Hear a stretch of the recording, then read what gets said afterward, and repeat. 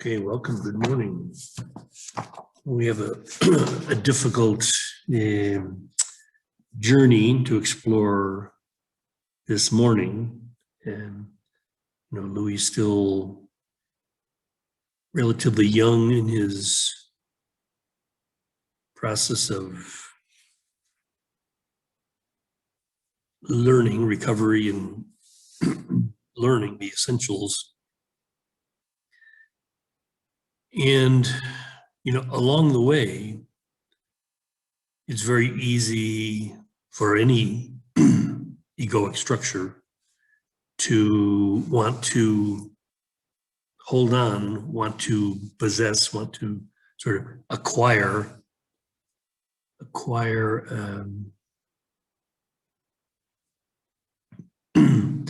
knowledge, acquire authority, acquire power.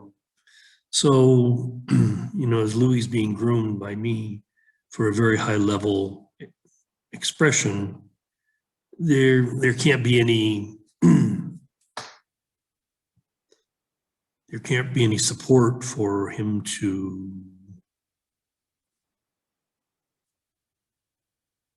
make any of it special, make something about himself special. So early on, after the warrior training, Louis has this idea that he has to make his 40th birthday so special.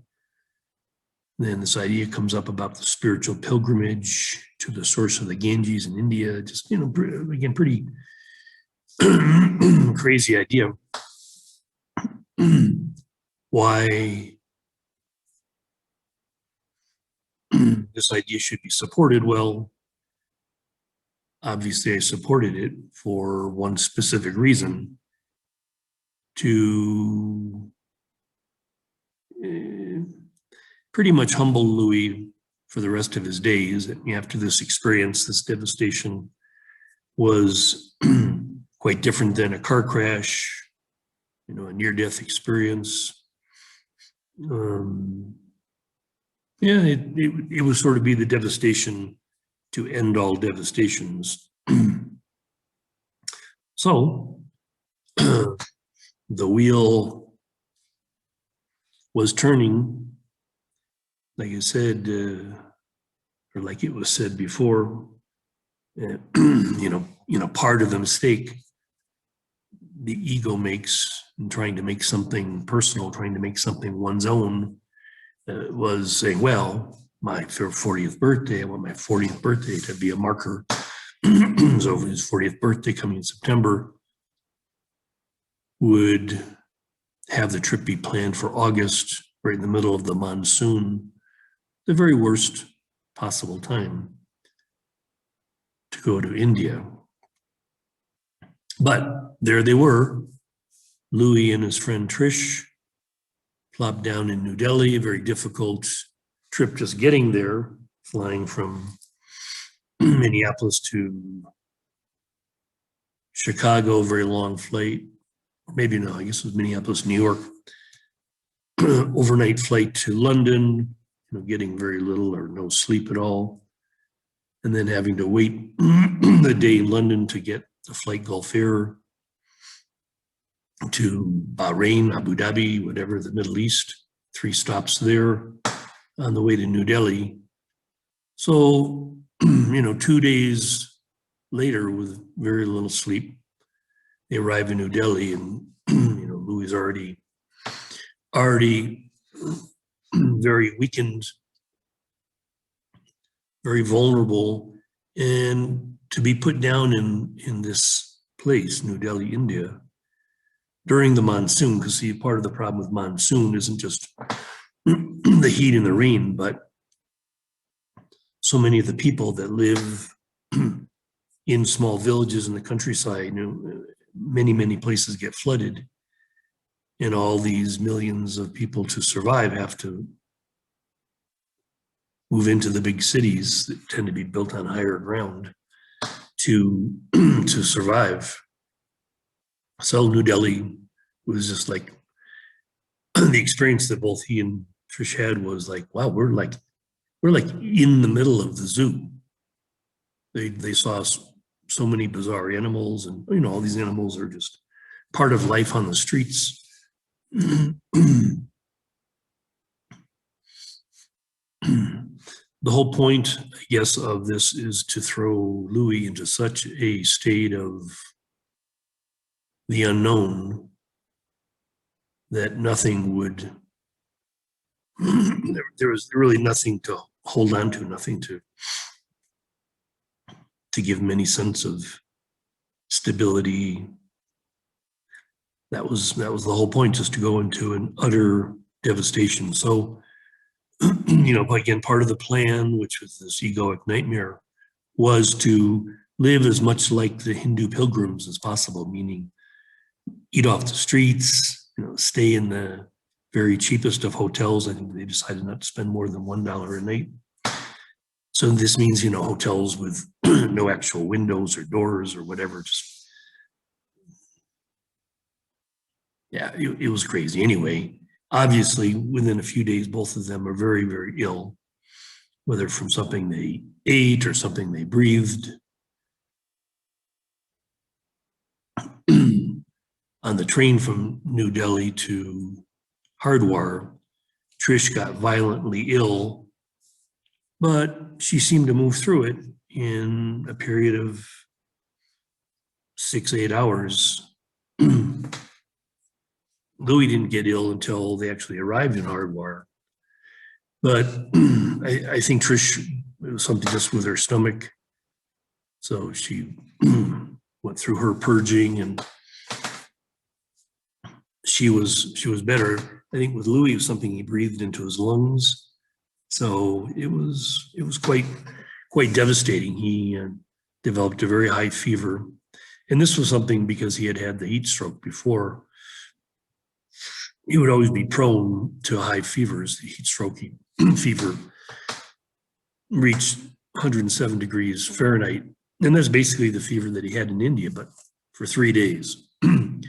So it pretty much devastated him. He really was like being on his deathbed in this hotel in Hardwar, and the only place they could find that would rent a room to a non-Hindu was this little hotel right on the main street in the center of the village. And they had this parade going back and forth because it turned out, again, another level of devastation was that because this is this holy time, there was a birthday party for Krishna, a 3-day festival in Hardwar where millions of pilgrims inundated Hardwar. And it was just like, not 24 hours. I think they took about a 4-hour break in the night, but 20 hours a day, just back and forth up and down the street, music, chanting, incense, crazy, just crazy.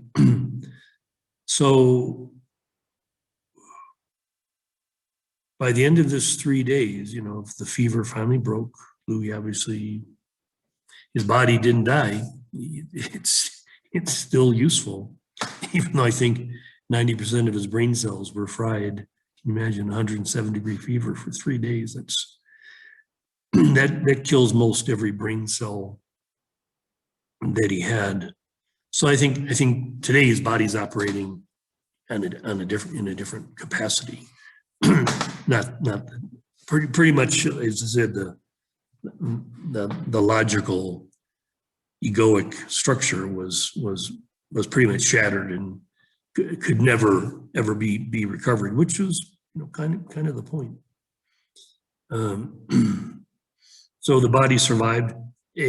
One of the things that was necessary in Louis' humiliation was he had this idea that he would, because he was on this path to becoming this holy man. This is, again, his egoic misunderstanding, that because he was on this path to becoming a holy man, he thought that he would have this experience. He just envisioned this experience where he would meet this holy man, this sadhu, on the street, and they would have this just, you know, nonverbal connection that would be like an affirmation. Yes, yes, you are the one. So the way it actually happened was the day the fever broke, Trish brought in a bunch of these tiny bananas and a bottle of orange soda, one of the few things that might be safe enough to drink.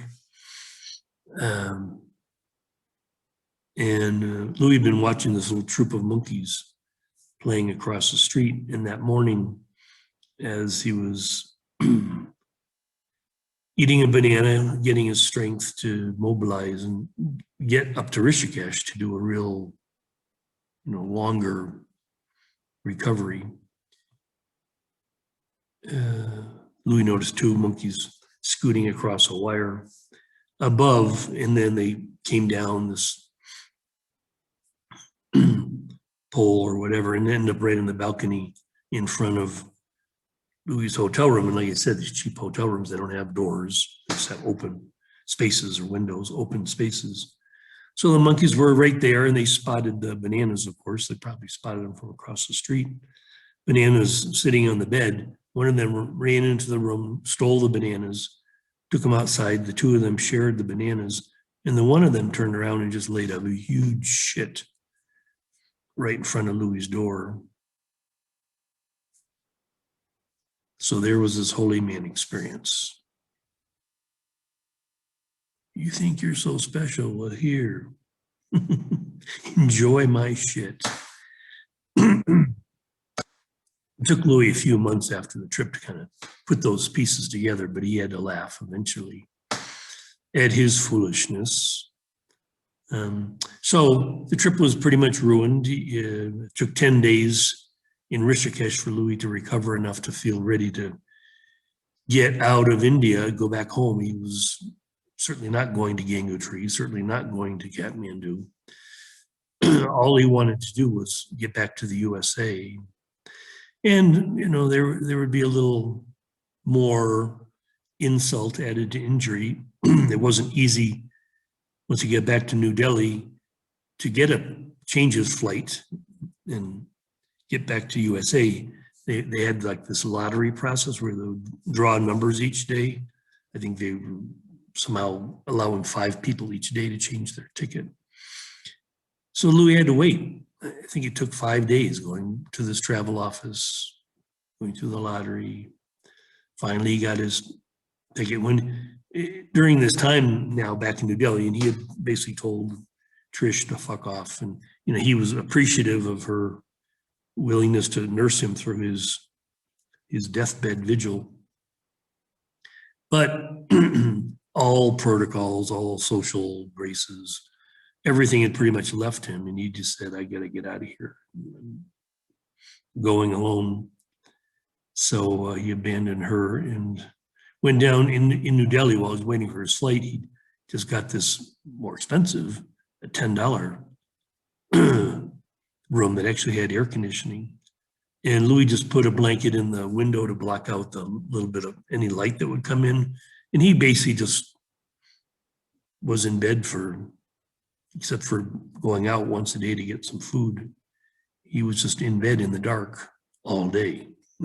He just wanted nothing more to do with India.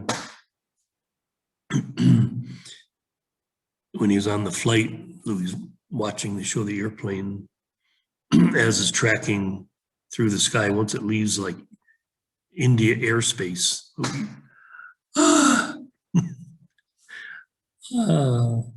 and later and to fly through France and then through Chicago. And I think when Louis landed in Chicago, he started to cry, just being so happy to be back in the USA, being back home. It was really like Dorothy and the Wizard of Oz. He just wanted to get home to Kansas. And literally, the trip devastated him so much that he was more than happy to move in with this woman he had met, Suzanne, into her home in Plymouth, Minnesota, suburban Minnesota outside of Minneapolis. Just like, I just never want to leave my backyard ever again. So the trip did two things. It shattered any semblance of an egoic structure ever again. And it made Louis understand the necessity of grounding, of now to heal from this physical devastation. I mean, he had a huge infection in his sinuses and lungs.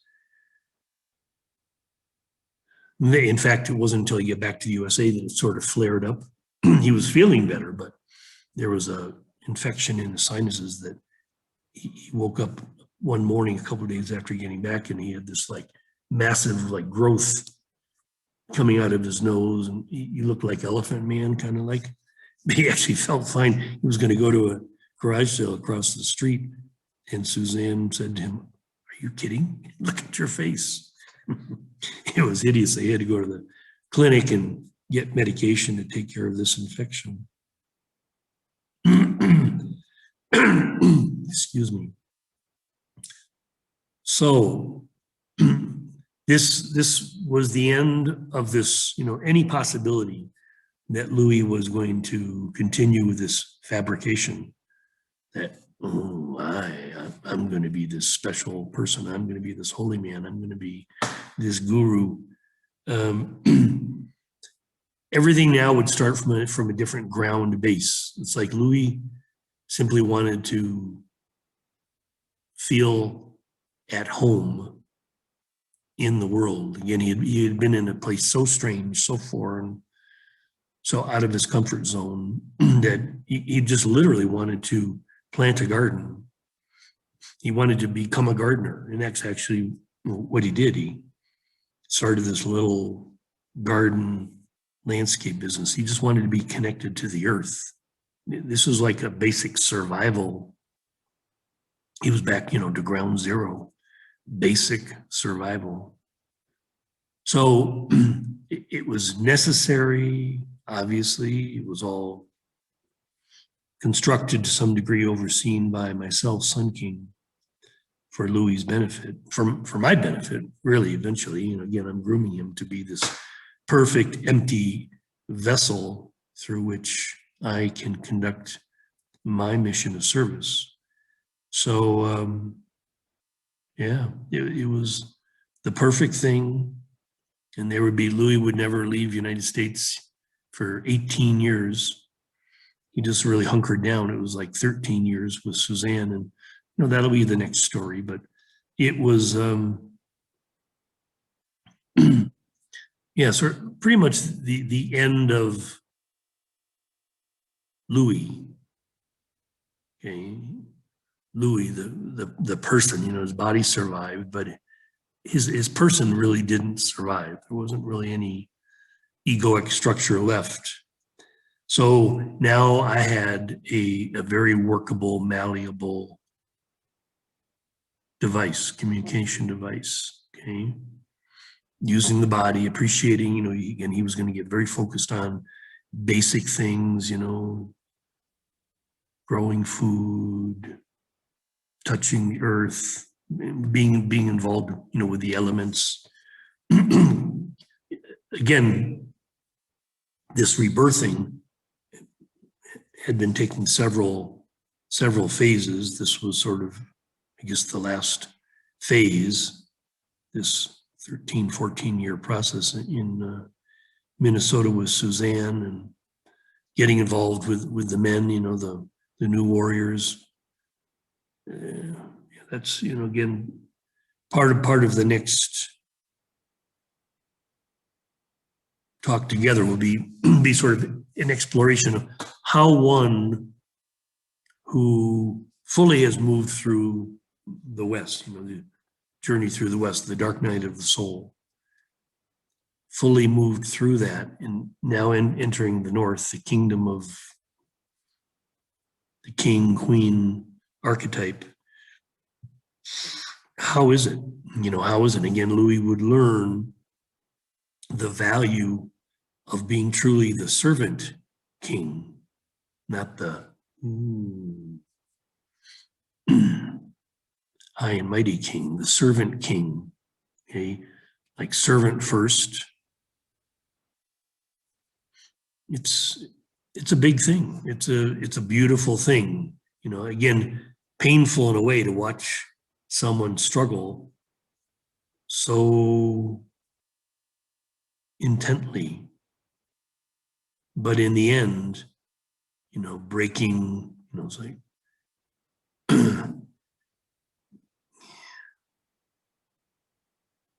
it's just what it is. So I think that's good for today. Let it go, and we'll pick it up the next today. Sun King sends a blessing. Gratitude to all of you on your path.